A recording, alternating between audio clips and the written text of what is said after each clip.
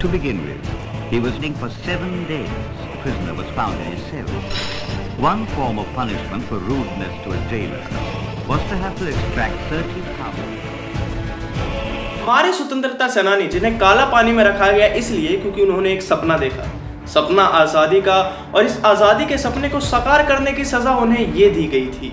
उन्हें रात को कोड़ों से मारा जाता था और सुबह जेलर के पास उनकी पेशी होती थी, लेकिन कोई भी आत्मसमर्पण नहीं करता था और आत्मसमर्पण ना करने की सज़ा थी फांसी। जेल के नीचे थी 4 काल कोठरी जहाँ पर हमारे स्वतंत्रता सेनानियों को फांसी देने से पहले रखा जाता था, और उस कोठरी के ठीक सामने था फांसी। बाहर निकलते एक चबूतरा था जहाँ पर हमारे स्वतंत्रता सेनानियों को थोड़ी देर की छूट दी जाती थी खुले में सांस लेने। यही सोकॉल्ड दयालु अंग्रेज बहुत बड़े धर्मगुरु भी थे, तभी ये लोग स्वतंत्रता सेनानियों को फांसी देने से पहले उनका स्नान ध्यान करते थे और उनके लिए पाठ करवाते थे उनके धर्म के हिसाब से गीता, कुरान या बाइबल का। और जो स्वतंत्रता सेनानियों ने अपनी पूरी ज़िंदगी उस जेल के अंधेरे में बिता दी, उनको वो थोड़ी देर के लिए खुले में रहने की छूट देते। फांसी देने से पहले पूछते कि आखिरी इच्छा, न जाने कितनों सारों ने बोला होगा आज़ादी, क्या किसी को दी गई? इतने ज़्यादा क्रूर थे कि फांसी देने से पहले सभी जेलों को खोल दिया जाता था ताकि हमारे बाकी स्वतंत्रता सेनानी अपने ही साथियों को फांसी पर लटकते हुए देख सके, और अंग्रेज उन्हें दिखाते थे कि देखो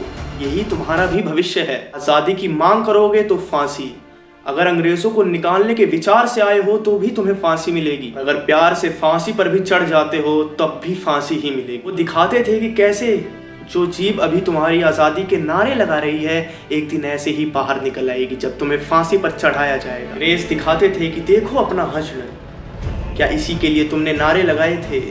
लेकिन कोई भी कतराता नहीं था फांसी पर चढ़ने से पहले भी। अंग्रेज उन्हें कहते थे देखो अपना हश्र, अपने देश का हश्र, अपने लड़ाई लड़ने का हश्र, तुम्हें किस तरह से पवित्र करते हैं उस लोक में भेजने के लिए जहां पर तुम्हें आज़ादी के लिए चिल्लाना ना पड़े, तुम्हें कोड़े नहीं मारे जाए।